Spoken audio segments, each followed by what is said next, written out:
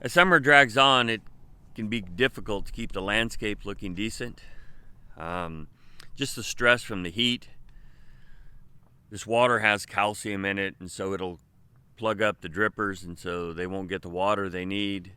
The soil is not great, and then squirrels will undermine the root system, and so it can't get the nutrients and the moisture that it requires, and so it can be a challenge.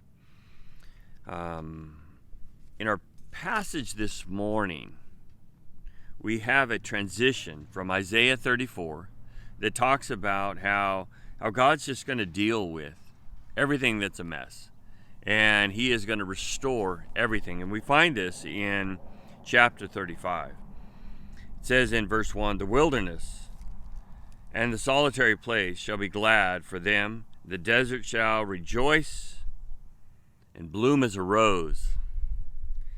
It shall bloom abundantly and rejoice even with joy, singing, and the glory of Lebanon shall be given unto them, excellence of Carmel and Sharon.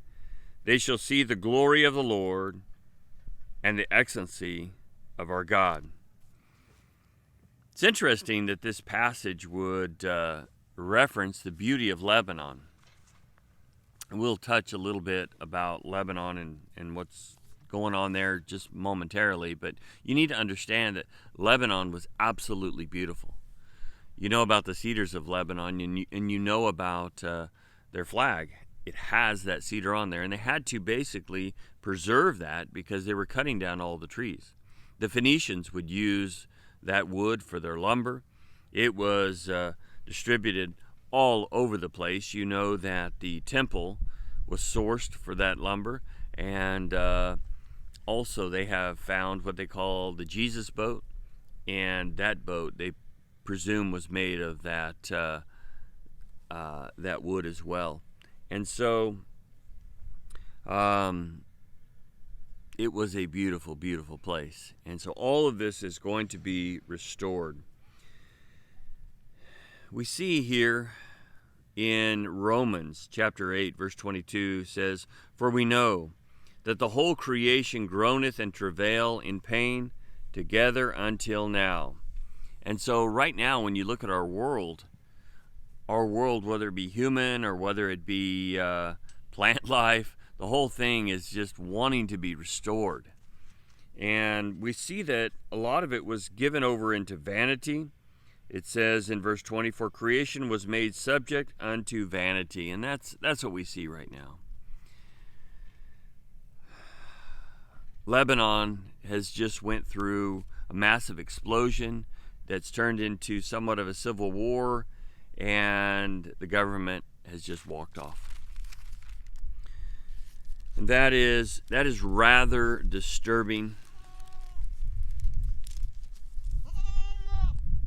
Look at verse 18 of Romans 8. "For I reckon that the sufferings of this present time are not worthy to be compared with the glory which shall be revealed to us." The difficulties that we're going through right now, the difficulties that we may be going through in the future, the difficulties that the Lebanese people are going through, it's not going to be compared with what you're going to see with what God has revealed. You got to have faith in God. You've got to trust God. You've got to hold on to His Word. We've got to be individuals that are resilient.